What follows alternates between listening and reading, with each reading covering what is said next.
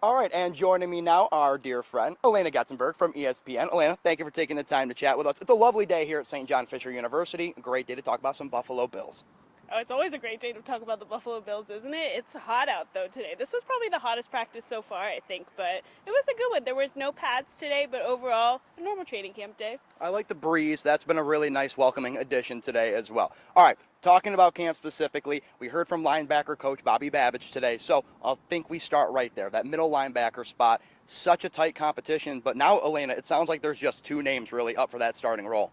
Yeah, it was between Balin Spector was in there. We saw him get some first-team reps, but it's really down to Tyrell Dodson and Terrell Bernard, and it's interesting. We see them rotating out more. They each kind of have a day with the first-team defense, but I think the big thing that's interesting to me with this battle is Tyrell has so much more experience than Terrell, and that's a key component of this because you want someone who knows this defense, who knows how to call out the plays and has that experience. But Terrell, I actually heard him today. He was kind of loud, kind of saying some things to the defense. He got a lot of opportunities, so I could really see it going either way, which I don't know if that's good for the Bills because you kind of want to have that figured out. But I think they're really going to look to the preseason games to kind of figure out who will win that battle. But it's definitely down to the two of them. Oh, and that's something Sean McDermott, obviously, and Bobby have both said. That communication factor to that Mike linebacker role, so vital. All right, switching out of that, let's talk just some takeaways. Let's get the Getzenberg perspective on the offense. What has been a nice, pleasant surprise for you or something on the offense that has stood out so far as we're coming up on the final week of camp here?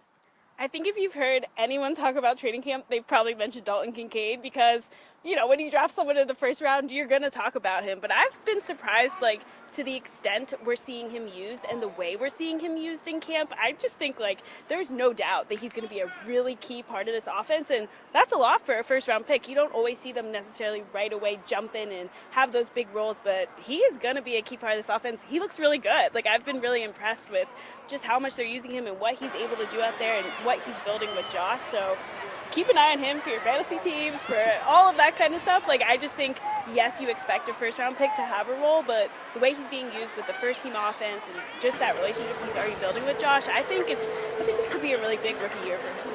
I think he's the one player I've seen just unanimously, Buffalo sports media, we're all just on the Dalton Kincaid trade. Hopefully all that hype lives up to it. I think it will. Let's go to the defensive side because there's a guy in the secondary that you told me off camera that's really piquing your interest right now.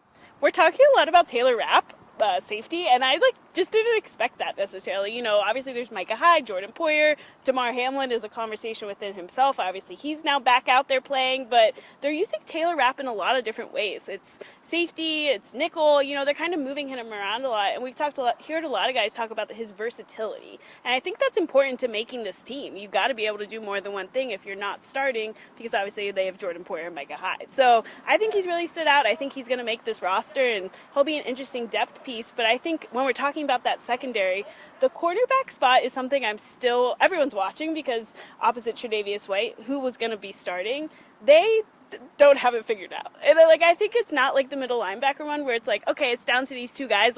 Christian Benford had a really good day today. He had 2 interceptions, one of them, whatever. But he caught 2 passes and 2 interceptions, and I think it's still down to the 3 of them. I think it could be Kyer Elam, I think it could be Christian Benford, and I think it could be Dane Jackson. And we've heard Sean McDermott say they'd like to have someone they know is there that is that cornerback too. And I just don't know if they're that close to actually figuring out who that guy will be. They're rotating it so much, it's hard to make that, all right, who's going to get the first team rep? Who's going to be in this role? Put yourself in Sean McDermott's shoes, though. We'll start with the cornerback. If you had to make that decision, who do you go with? Based off the sample size, I know it's been tough. They were out of pads again today. If you had to make it, snap finger, who is starting cornerback 2? So I think I'd have to go with Dane Jackson. And I say that for a couple reasons. I just don't think Kyer Elam has shown them enough. I just don't think we've seen enough from him. I think they'd love it if he could win that battle. You want the former first-round pick to be that guy, to be the guy. That's what they drafted him for, right? To be opposite Tre'Davious White. But I just don't think we've seen enough from him consistently. Christian Benford's shown flashes. I think he's making a case for himself. Dane Jackson is you know what you're getting from Dane Jackson. I know some Bills fans maybe didn't love his play last year, but I think overall he's consistent. You know what you're going to get from him. He's a veteran player. He knows this defense, and you need guys like that. And so if I had to pick right now, I would go with Dane. Okay, and then middle linebacker, which T? Tyrell or Terrell. And I'm going to tell you right now, we're gonna mess this up so much. It feels like trying to get these guys down. But again, same question. Who you going with there? They really could have gone for, like, that's why it's like, why is Balin out? We need, like, a different name in this, but also nice guy. But that one is actually tougher, I think, because I think the preseason, I really do think we kind of need to see that as well, to see how they communicate and are able to move around on the field. But if I had to pick right now, I guess I would go with Tyrell Dodson. I go back. That one I think is very close because I think we've seen really good things from both of them. But I think I lean Tyrell right now just because he can do multiple things out there. Like, I think he can play both linebacker positions if you need him to. And that experience just puts him over the edge for me.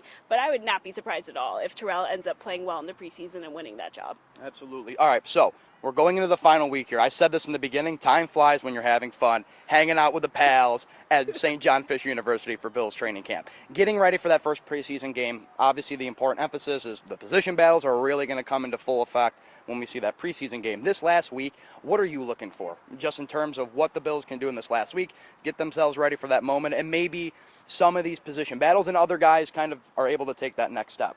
I think staying healthy is the obvious answer, which is like not very helpful. No, but good. like That's a good answer. We saw Cam Lewis go down today, and that's the kind of guy, like, no, he's not a starter, but he is a key backup, and like hopefully he's okay. We haven't heard much yet, but we saw him go down, and you need guys like that. So like how healthy they are, how much the pads are on in these last couple practices will be interesting. The intensity of practices is something to keep an eye on, especially as you, like you said, going into these preseason games.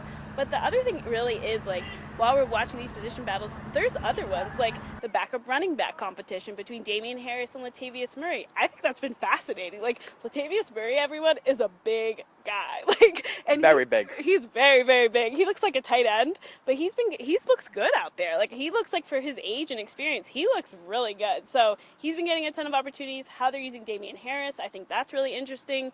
And there's like position battles all over the place. The wide receivers, how they're using Deontay Hardy, like that's been interesting, and who can win like that last wide receiver spot. Yep. So I think it's these other last battles. I think the key ones we just talked about we'll be watching forever. But these other ones where it's like, oh, who will make the roster of this group and who's going to get more snaps out of this one? That's what I'm going to be watching for. Oh, it'll be it's funny you bring up the running backs too, because I think like the running back room in general, very quiet guys. Damian's great personality. James Cook, a man of little words, but just goes out and gets the job done. That is, like you said, I think just because we don't get to talk about him so much, and it's kind of a room that doesn't necessarily have too many problems or anything going on with it. It's like, okay, we're gonna get to watch something cool here. And shout out real quick, let's bring up Latavius Murray, fellow Syracuse, New York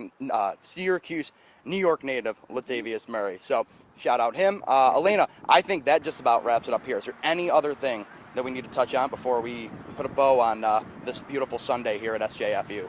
I think it's wild that we're already almost done with camp, and I say that because, like, there's still so much for this team to kind of figure out. Like, obviously we know the majority of the 53-man roster, but like we just talked about, there are these little battles and little things going on that are still so interesting, and I think the preseason is going to be fun. Like, I think, like, camp has been fun. It's gone by quick, tiring, but fun. We've had a blast with Dom here. It's been fantastic. But, like, I think this team actually has some really interesting stuff going on that, like, you wouldn't necessarily expect from, like, we know this roster, right? We know the starters, we know most of the spots, but there's some battles that I think are just going to make the preseason pretty fun, which, like, normally being done with camp is like, oh, we lose some of the, like, that competitive battles, but there's still a lot going on with this team. Absolutely. All right, let's look at the week ahead here. 3 more practices to go at training camp. Monday, Wednesday, Thursday. Off day Friday, and then preseason game number 1 at home against the Indianapolis Colts. It's going to be a lot of fun here. It'll be a little sad to leave St. John Fish. I always love coming here, but it'll be good to be back in Buffalo, getting ready for a very highly anticipated regular season